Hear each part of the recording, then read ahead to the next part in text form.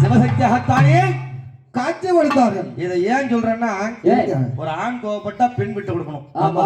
பெண் கோவப்பட்டா ஆண் விட்டு கொடுக்க வேண்டும். ரெண்டு பேரும் சேர்த்து போட்டுருங்க, பிரிக்காதீங்க. சேர்த்துக்காங்க.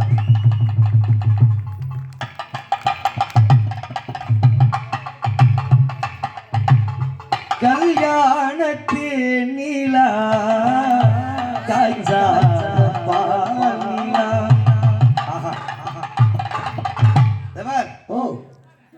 ஆண் கோவப்பட்டால் பெண் விட்டு கொடுக்க வேண்டும், பெண் கோவப்பட்டால் ஆண் விட்டு கொடுக்க வேண்டும். ஏன் சொன்னா, ஏன் குடு இன்பம், அதுதான் குடும்பமே.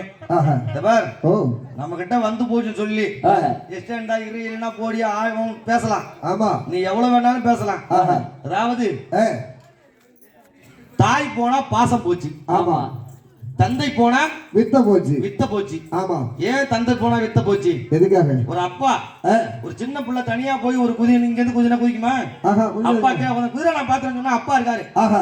பசங்க சண்டை போய் எங்க அப்பா கூட்டு வந்தா, அப்பா கூட்டு வரான் அப்படின்னு சொல்லுவான்.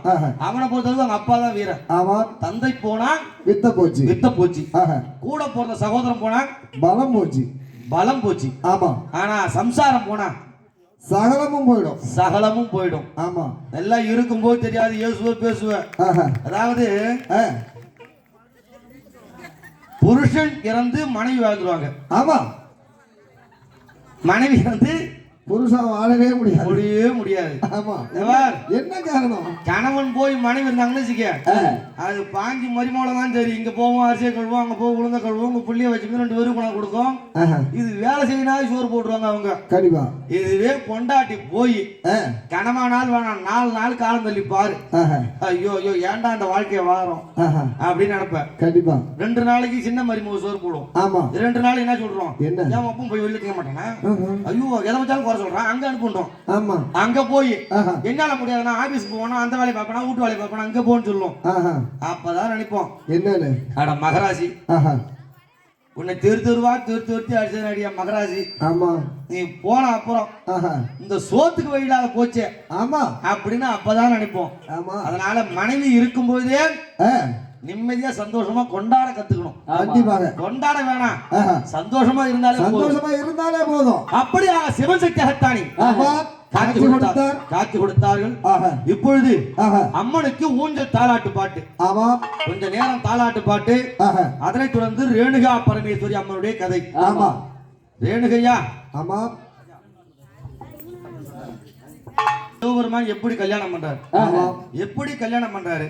அவங்க திருமணம் செய்து 5 ஆம்பளை பிள்ளையை பெற்றெடுக்கிறாங்க. எத்தனை பிள்ளை? 5 ஆம்பளை பிள்ளை. ஒரு குழந்தைய பாக்குறதுக்கு எப்படி ஒரு பெண் கஷ்டப்படுவாங்க. ஆமா. அப்படியே தத்ரூபமா அங்க பாக்க போறீங்க. துடிக்க. ஆமா.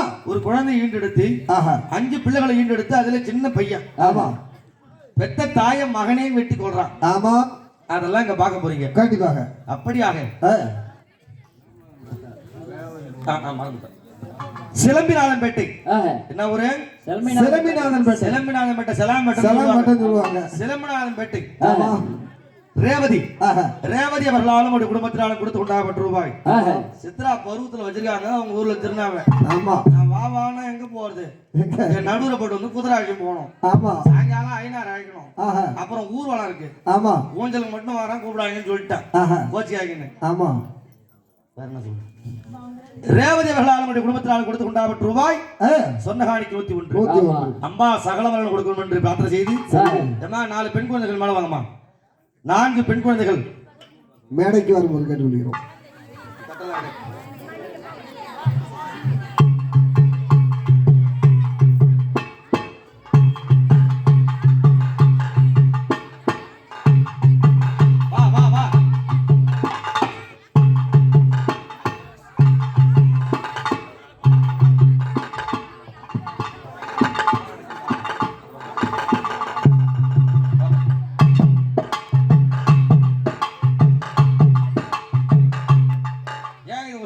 போறது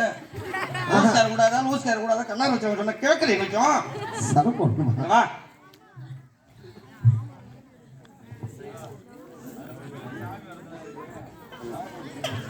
நீ போமா.